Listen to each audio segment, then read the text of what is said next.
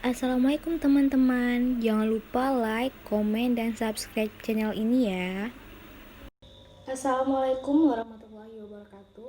Selamat pagi dan salam sejahtera untuk kita semua. Nah, baiklah anak-anak, pada hari ini kita akan kembali mempelajari tentang teks cerpen.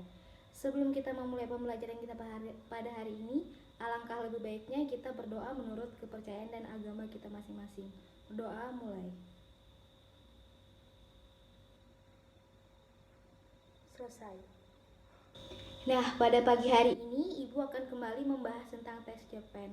Ibu harap dalam pembelajaran kali ini dapat dipahami dengan baik dan dapat diambil pelajarannya.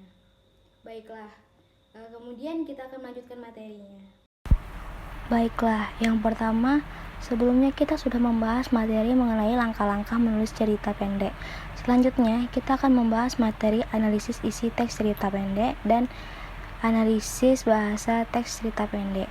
Untuk itu, kita harus mengetahui unsur-unsur yang membangun teks cerpen. Cerpen dibangun oleh dua hal, yang pertama intrinsik dan kedua ekstrinsik. Intrinsik adalah unsur-unsur yang membangun teks dari dalam, misalnya tema, amanat, alur, sudut pandang, latar, penokohan, dan majas.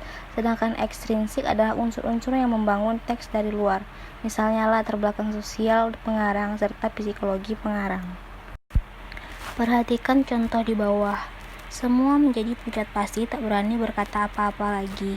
Tahulah mereka apa jalan yang diridai Allah di dunia. Tapi Haji Saleh ingin juga kepastian apakah yang akan dikerjakannya di dunia itu salah atau benar. Tapi ia tak berani bertanya kepada Tuhan. Ia bertanya saja kepada malaikat yang menggiring mereka itu. Salahkah menurut pendapatmu kalau kami menyembah Tuhan di dunia? Tanya Haji Saleh. Tidak, kesalahan engkau karena engkau terlalu mementingkan dirimu sendiri. Kau takut masuk neraka, karena itu kau taat sembahyang. Tapi engkau melupakan kehidupan kaummu sendiri, melupakan kehidupan anak istrimu sendiri, sehingga mereka itu kocar-kacir selamanya. Inilah kesalahanmu yang terbesar, terlalu egois, padahal engkau di dunia berkaum, bersaudara semuanya. Tapi engkau tak memperdulikan mereka sedikit pun. Dikutip dari cerpen Robohnya Surau Kami. Berdasarkan cerpen di atas, dapat kita analisis bahwa unsur intrinsik merupakan unsur-unsur yang membangun teks dari dalam, misalnya tema, amanat, alur, sudut pandang, latar, serta penokohan. Di sini kita ketahui bahwa temanya merupakan seorang haji yang hanya mementingkan dirinya sendiri. Amanatnya yaitu jangan mementingkan diri sendiri. Alurnya yaitu alur maju, yang mana tidak ada flashback di dalamnya. Sudut pandang di sini yaitu sudut pandang orang ketiga serba tahu. Latarnya di sini latar akhirat. Penokohannya Haji Saleh, di sini Haji Saleh sebagai tokoh utama yang egois, dan malaikat, tokoh tambahan yang patuh kepada Tuhan. Berikutnya ciri bahasa teks cerita pendek. Nah, dalam menganalisis ciri bahasa teks cerita pendek ini, di sini kita harus mengetahui bahwa bahasa dalam karya sastra tidak bisa lepas dari stilistika atau gaya. Gaya ini dihubungkan oleh pemakaian bahasa dalam karya sastra. Gaya bahasa ini merupakan gaya bahasa yang indah yang berfungsi untuk meningkatkan efek. Penggunaan gaya bahasa ini dapat mengubah dan menimbulkan makna tertentu.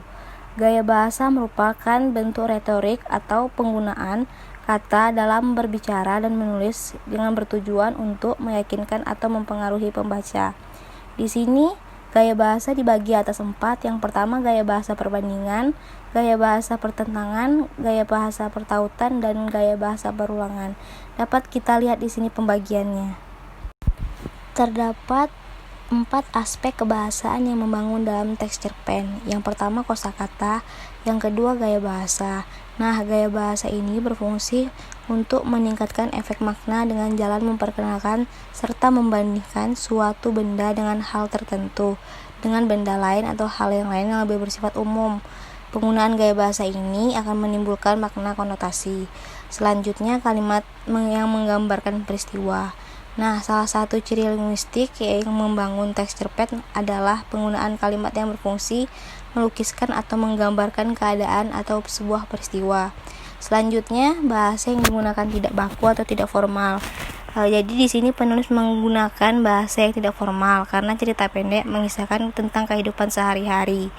bahasa yang tidak formal ini membuat cerita pendek terasa lebih nyata. Baiklah, di sini penjelasan ini akan Ibu sertai dengan contoh. Contoh ini dapat kita baca sebagai berikut. Dibaca dan diperhatikan ya.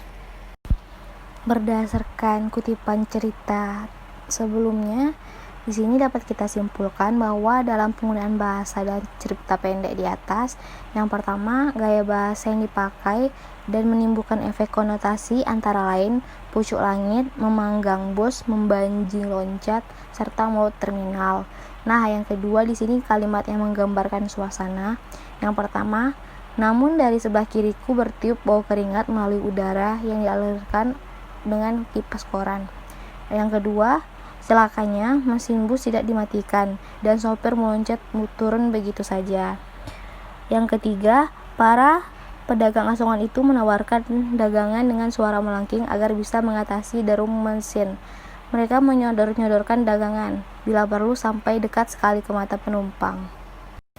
Jadi, poin penting dalam pembahasan kali ini yaitu dalam menganalisis isi karya sastra, terutama cerpen, perlu kita ketahui unsur-unsur intrinsik dan ekstrinsiknya dalam sebuah karya sastra.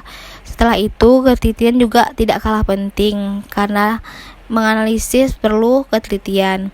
Nah, yang kedua, ciri bahasa teks cerita pendek. Yang pertama, terdapat gaya bahasa. Yang kedua, kalimat deskriptif yang menggambarkan suasana. Yang terakhir, penggunaan bahasa yang tidak baku atau tidak formal. Nah, itu tadi materi kita mengenai teks cerpen. Pada pertemuan kali ini, Ibu harap kalian dapat memahami materi ini dengan baik. Sekian pertemuan kita pada hari ini. Apabila ada kesalahan, Ibu mohon maaf. Ibu akhiri dengan wabillahi taufik wal hidayah. Wassalamualaikum warahmatullahi wabarakatuh.